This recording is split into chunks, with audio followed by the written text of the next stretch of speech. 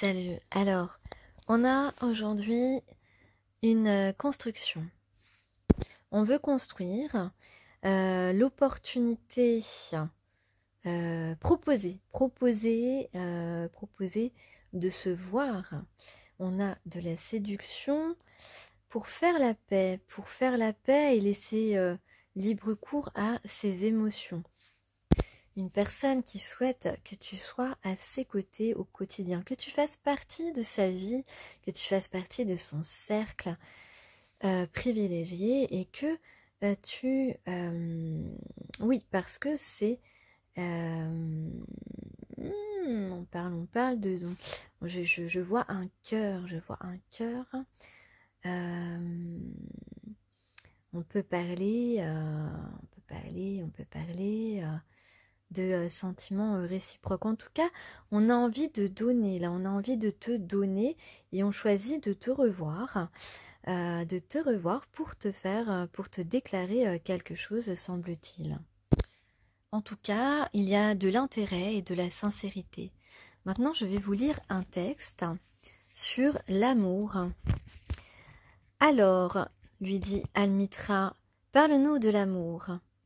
Il releva la tête pour laisser courir son regard sur la foule, et tous se figèrent.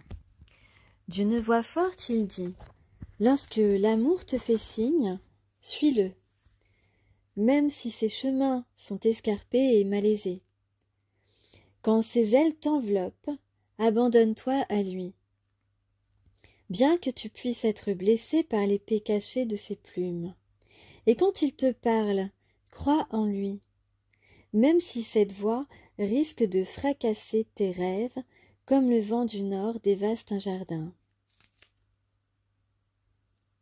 Quand il te parle, crois en lui.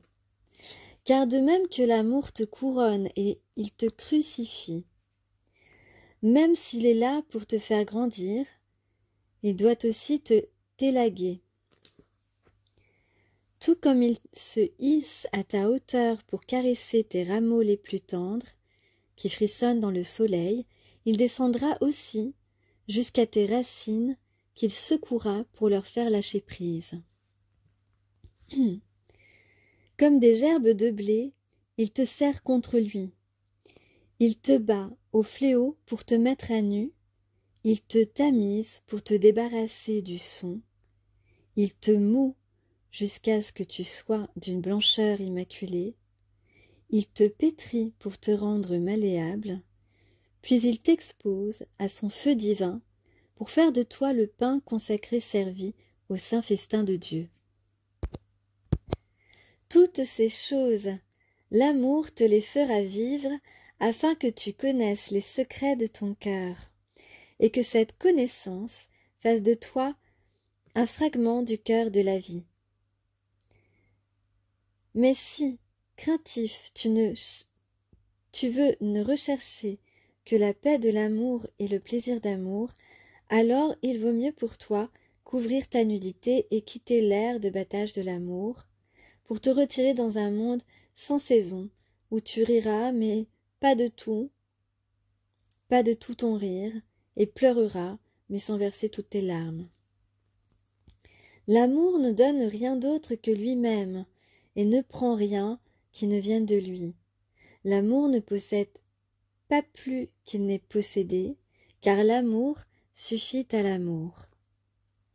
Quand tu aimes, ne dis pas « Dieu est dans mon cœur », mais plutôt « Je suis dans le cœur de Dieu ». Et ne crois pas pouvoir orienter le cours de l'amour, car c'est l'amour qui, s'il t'en trouve digne, oriente ta vie. Je répète cette phrase.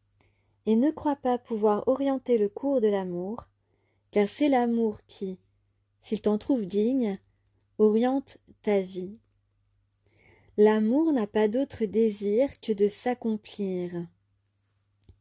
Mais si tu aimes et ne peux te passer de désir, alors que tes désirs